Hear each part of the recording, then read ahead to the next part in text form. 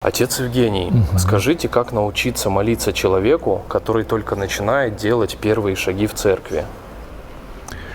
Ну, для того, чтобы ответить на такой, казалось бы, совершенно простой вопрос, надо самому уметь молиться.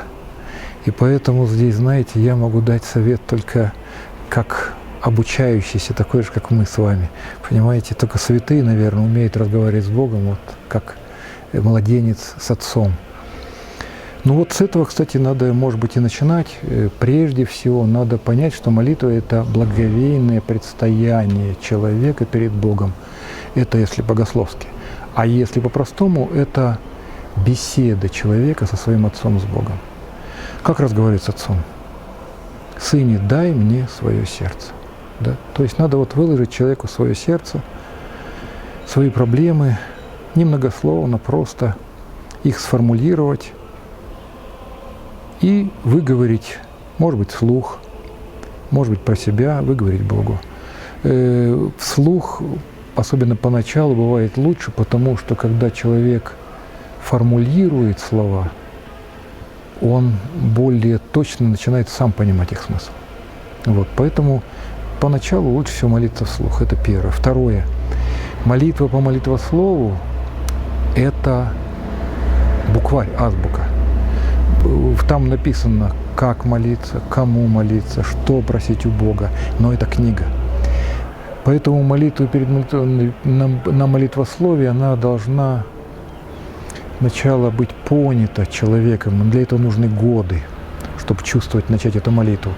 А, наверное, начинать нужно вот с простого. Прежде всего, это вот искреннее сердце и искренние мои проблемы, вот настоящие, больные, в которых я нуждаюсь. Как ребенок маленький.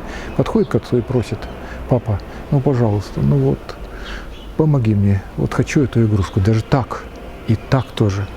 Вот. Ну, единственное, что советуют святые, сначала надо немножко раскачать свое сердце, то есть или что-то чуть-чуть, там полминуточки или минуточку почитать, вот чуточку, чтобы разогреть сердце, или может там 2-3 поклончика сделать. Ну, или лучше всего, может быть, даже предварить молитву таким маленьким сиюминутным покаянием. Не говорить: ах, я такой-сякой, грешный, окаянный за всю свою жизнь. Нет. А вот сегодня, Господи, я уже успел натворить бед. Поссорился, обиделся, психол. Господи, ну прости, ну такой-сякой, ну я же Твой, прости, помирись со мной. И после этого просто изложить свои прошения. Это минута, 2-3. Вот, собственно говоря. А потом уже подключить молитву по молитвослову. Как бы это уже как жертва была, как свеча была, как труд Богу. Вот, мне кажется, самое простое. Это первое. Ну и второе, все равно есть молитвенная дисциплина. Она существует. Без труда не выловишь рыбку из пруда. Поэтому молиться, учиться надо. А раз так, нужен труд. Поэтому мы хотя бы 2 раза в день мы предстаем перед Богом, как воины, на поверку. Утром и вечером. Утром: Господи, доброе утро, вечером: Господи, спокойной ночи. Вот это нужно себя к этому приучить беспрекословно. Ну и не забывать храм. Минимум раз в неделю православный христианин молится в храме. Потому что молитва в храме, храм как линза, он в фокус собирает все наши молитвки, одноразовые, так скажем. И она многократно усиливается благодатью Божией и поднимается сюда к Богу на небо. Ну, наверное, так для начала.